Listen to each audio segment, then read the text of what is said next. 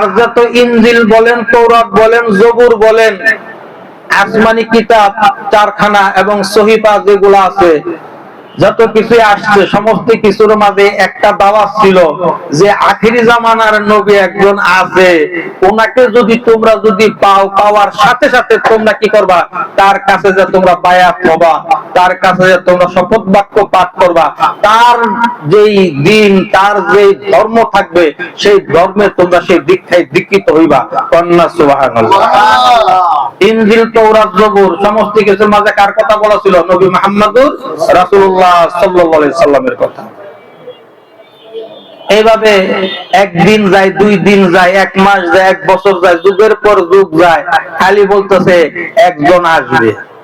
খালি কি বলতেছে? একজন আসবে। তার অপেক্ষায় আমরা রইছি। তাকে পাইলে কি হমু? তার কাছে যায় শপথ বাক্য পাঠ করুন। এইভাবে অপেক্ষা করতে করতে ইনজিলের যত পণ্ডিত ছিল, তৌরাতের যত পণ্ডিত ছিল, জবুরের যত পণ্ডিত ছিল, তারাও অনেক কিছু জানতো। কারণ তৌরাত, ইনজিল, জবুর যার যার মাতৃভাষা, ওই নবীদের মাতৃভাষায় তো নাযিল হয়েছে। কথা ঠিক কিনা? আমাদের দেশে কিছু কিছু ভাষা আছে সাংস্কৃতিক ভাষা, এই সাংস্কৃতিক ভাষা আমরা বুঝি না। কথা ঠিক কিনা? হ্যাঁ, এক জায়গার গালি আরেক জায়গার বলি। তো এখন এই যে তৌরাতের পণ্ডিত যারা, ইনজিলের পণ্ডিত, জবুরের পণ্ডিত, তারাও জানে যে আসবে, তার নমুনা, তার ক্যাটাগরি, তার কি সংকেত, সমস্ত কিছু বিবরণ ওখানে দেওয়া ছিল, তার নমুনা দেওয়া ছিল উনি যে আসবেন।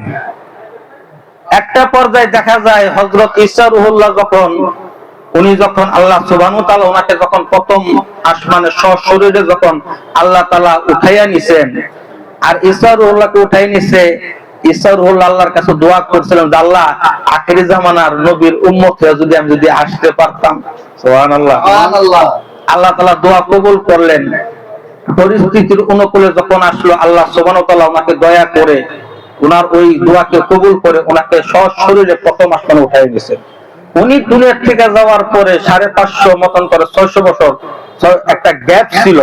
এই গ্যাপের মাঝে মানুষগুলা, তখনকার মানুষগুলা অন্ধকার জাহিলাতের যুগে ডুবে গেছিল। তারা তন্ত্র পূজা, অগ্নি পূজা, বিভিন্ন গাবি পূজা, বিভিন্ন পূজার সাথে তারা লিপ্ত ছিল। এই অন্ধকারে যখন গোটা পৃথিবী যখন নিমজ্জিত, ঠিক তখনই আল্লাহ সুবহানাহু ওয়া তাআলার পক্ষ থেকে একটা রহমত আসলো এই দুনিয়ার জমিনে। সেই রহমতটা হলো আখিরি জামানার নবী, নবীদেরও নবী, ইমামদেরও ইমাম, ইমামুল মুরসালিন, হায়াতুন নবী, জিন্দা নবী মুহাম্মদুর রাসূলুল্লাহ সাল্লাল্লাহু আলাইহি সাল্লাম। সুবহানাল্লাহ। অন্ধকার যেখানে আছে সেখানে যদি আলো আসে, সেটা কি আর অন্ধকার থাকে? থাকে না। বন্ধুরা আমার, গভীর মনোযোগ। নবী আমার দুনিয়াতে আসলেন, আসার সাথে সাথে যত মাটির দেব দেবী, যত মূর্তি ছিল, সমস্ত মূর্তি গুলা উপর হইয়া পড়ে গেল, প্রকম্পিত হয়ে গেল। তৌরাতের পণ্ডিত, ইনজিলের পণ্ডিত, জবুরের পণ্ডিত যারা ছিল, তারা তো সেই অশনি সংকেত আগেই পাইছিল তাদের কিতাবে। কথা ঠিক কিনা? তাদের বুঝতে বাকি রইল না এই নমুনা কিসের নমুনা, এই সংকেত কিসের নমুনা। এই নমুনাটা হলো আখিরি জামানার নবী দুনিয়াতে আইসা পড়ছে। এখন তারা ভিতর সতস্ত্র হয়ে গেছে।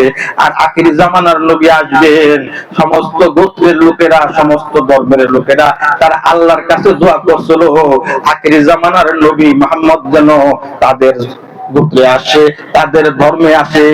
ওই সময়, ওই টাইমে যত সুপুত্র সন্তান দুনিয়াতে আসছে, সমস্ত পুত্রদের নাম রাখা হয়েছিল মুহাম্মদ। কথা ঠিক কিনা? সমস্ত পুত্র সন্তানদের নাম রাখা হয়েছিল মুহাম্মদ।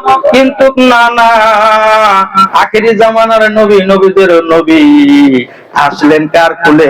মা আমেনার ওদরে। কথা ঠিক কিনা?